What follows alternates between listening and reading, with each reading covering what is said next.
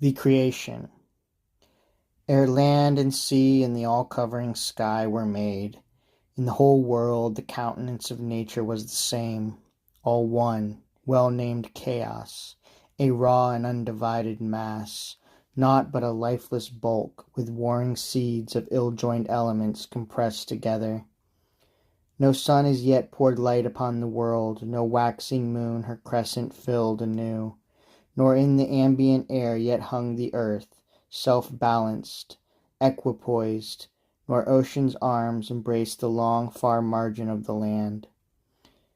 Though there were land and sea and air, the land no foot could tread, no creature swim the sea, the air was lightless. Nothing kept its form, all objects were at odds, since in one mass cold essence fought with hot, and moist with dry, and hard with soft, and light with things of weight. This strife a God, with nature's blessing, solved, who severed land from sky and sea from land, and from the denser vapors set apart the ethereal sky. And, each from the blind heap resolved and freed, he fastened in its place appropriate in peace and harmony. The fiery weightless force of heaven's vault flashed up and claimed the topmost citadel. Next came the air in lightness and in place. The thicker earth with grosser elements sank burdened by its weight. Lowest and last, the girdling waters pent the solid globe. So into shape whatever god it was reduced the primal matter and prescribed its several parts. Then first, to make the earth even on every side, he rounded it into a mighty sphere, then bade the sea extend and rise under the rushing winds, and gird the shores of the encircled earth. Springs too he made, and boundless fens and lakes, and rivers hemmed in winding banks to flow, which in their diverse journeyings sometimes the earth absorbs, sometimes they reach the sea, and in its broad domain, instead of banks, with new-found freedom beat upon the shores. He bade the plains spread wide, the valleys sink, the craggy mountains rise, the forest trees don their green leaves. And as the vault of heaven has 5 divisions, 2 zones on the right, 2 on the left, and hottest burns the 5th, with that same number Providence divine parcelled in zones the solid earth below. The midmost uninhabitable heat claims for its own. 2 lie clothed deep in snow. 2 in between were given to a temperate clime, where warmth and cold combine in harmony. The air hangs high above them, weightier than the empyrean in the same degree as earth and water.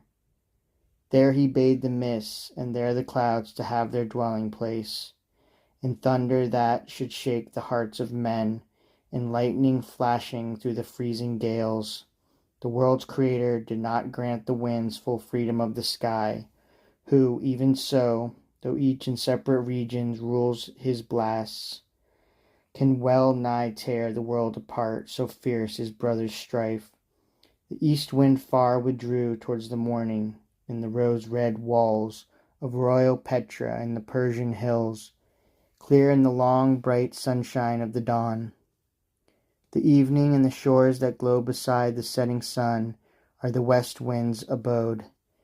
To Scythia, in the waste beneath the wane, the blustering north wind marched, far opposite, wrapped in continual clouds.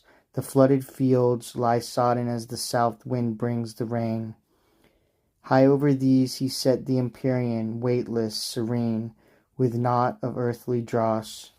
Scarce had he thus all things in infinite bounds divided, when the stars, in darkness blind, long buried, over all the spangled sky began to gleam. And, that no part or place should lack fit forms of life, the firmament he made the home of gods and goddesses and the bright constellations. In the sea he set the shining fish to swim, the land received the beasts, the gusty air the birds. A holier creature, of a loftier mind, fit master of the rest, was lacking still.